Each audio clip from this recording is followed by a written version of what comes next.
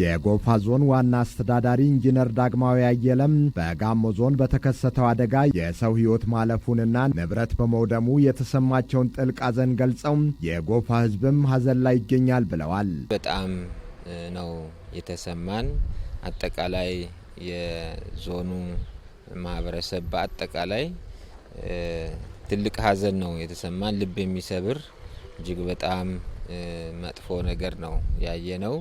እንዲህ አይነት ነገር እንግዲህ ባይደጋገም ፈጣሪ ባይደግመው ጥሩ ነው ብለን እንጸልይ ነበር።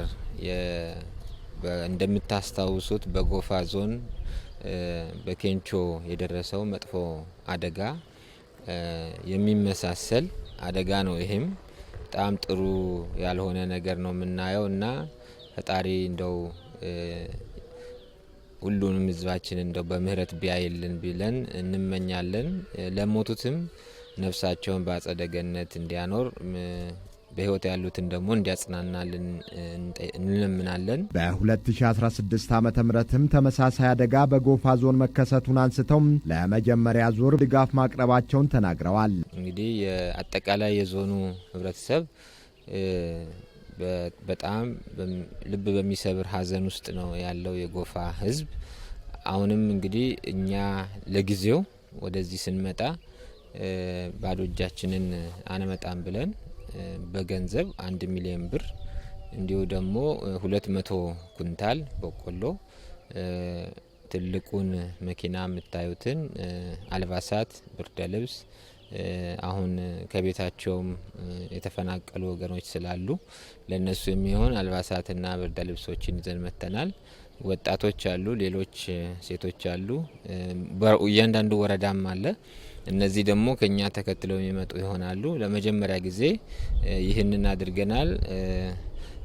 ጋሞ ተናሞ ጾሲድ አንዳይሶ በሐዘኑ ውስጥ ለሚገኙ ወገኖች መጽናናትን ፈጣሪ እንዲሰጥና ምሕረቱን እንዲያበዛ ተመኝተው ሌሎችም ድጋፎች ይቀጥላሉ ብለዋል።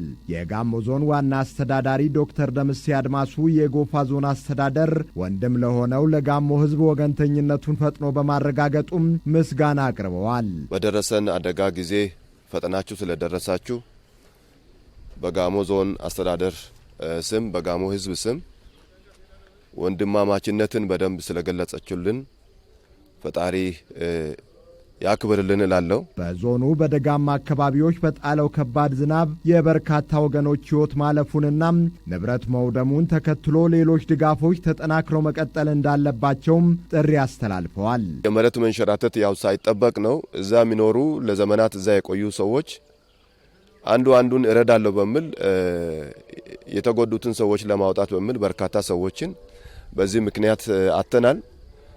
ያው በሚዲያውም እንደተገለጸው እስከ ትናንት ድረስ 7 ሰዎች አስክሬን ሙሉ በሙሉ ወጥቷል። ሌሎችም ገና ፍለጋ ላይ ናቸው ያሉትና በዚህ ሂደት ላይ እጅግ ልብ ሰባሪ ሐዘን ነው። እንደ ጋሞ ዞንም እንደ ደቡብ ክልልም እንደ ሀገርም እጅግ አሳዛኝ ክስተት በመሆኑ በዚህ ክስተት ደግሞ ከቆናችን ስለቆማችሁ አብሮነታችሁን ስለገለጻችሁ እውነት ወንድም መሆናችሁን ስላረጋግጣችሁልን ደጋግመን ዛሬም ልናመሰግናችሁ እንወዳለን። እንዲህ አይነት ክፉ አይድረስብን።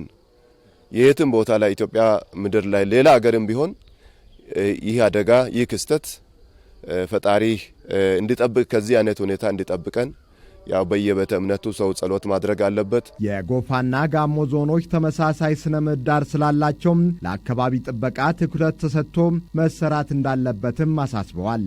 ከሀገር ሽማግሌዎች መካከል አቶ ጊያ ግዛው ከጥንት ጀምሮ አንድ በነበረው ወገን ላይ በደረሰው አደጋም ጥልቅ ሐዘን እንደተሰማቸው ገልጸዋል።